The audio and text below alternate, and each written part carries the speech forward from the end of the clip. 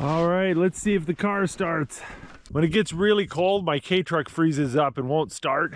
But it's a bit of a ways home, so hopefully it'll start up on me. Ah, sure is nice when things work.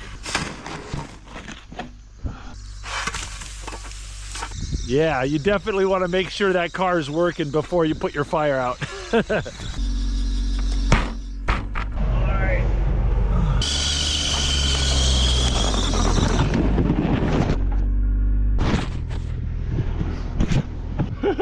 Gotta work on my backing up.